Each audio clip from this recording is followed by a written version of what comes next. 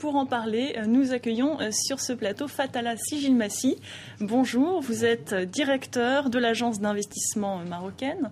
Alors première question, qu'attendez-vous de ces élections? Est-ce que la possible poussée des islamistes est de nature à conforter ou plutôt à inquiéter les investisseurs, ou cela ne va rien changer?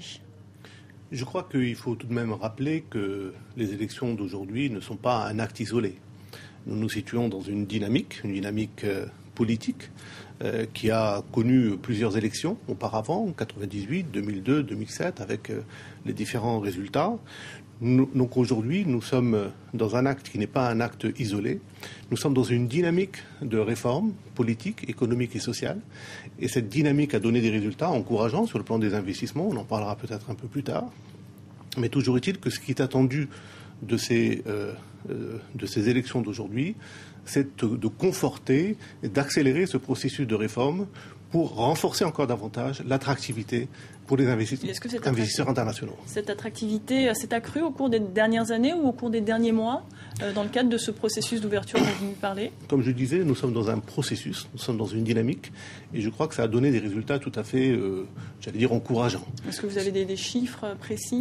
Si je prends l'année 2010, qui est donc la dernière année complète que nous avons eue, nous avons clôturé l'année 2010 avec un résultat de plus 30% par rapport à 2009 en matière d'investissement étranger direct.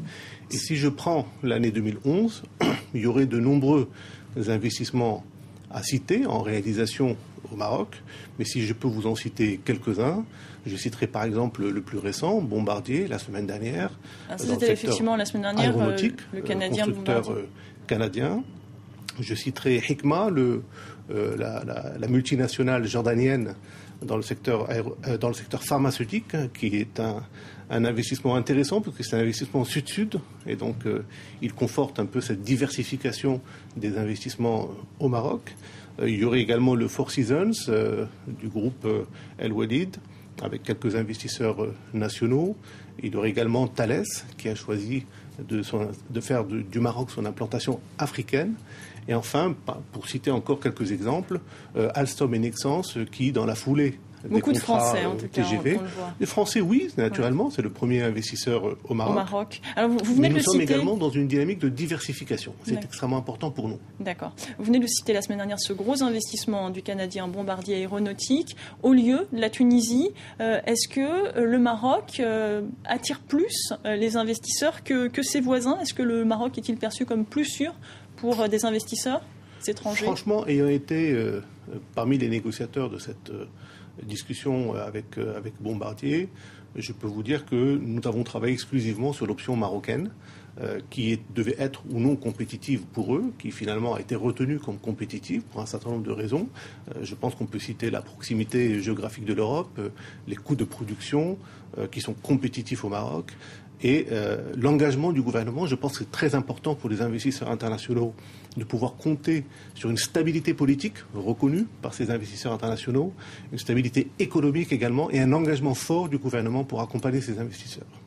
Très rapidement, Monsieur l'ambassadeur, est-ce que finalement ces révolutions arabes ont eu un effet positif sur le climat des affaires au Maroc? Je crois d'abord que nous sommes concentrés sur l'amélioration constante de l'environnement des affaires au Maroc. Et ça, je crois que ça a donné ses résultats.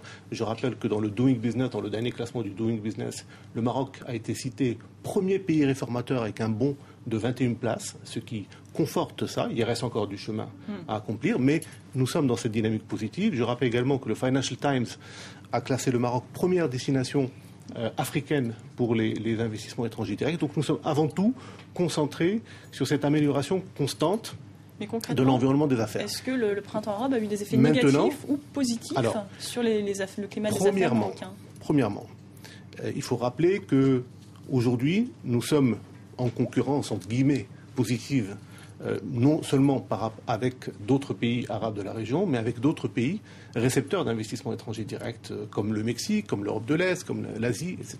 Donc nous sommes dans un benchmarking qui exige de nous cette amélioration constante de l'attractivité, parce que les investissements internationaux peuvent virtuellement aller ailleurs dans le monde. Et par conséquent, nous devons renforcer cette compétitivité, ce que nous faisons avec les résultats que je rappelais tout à l'heure.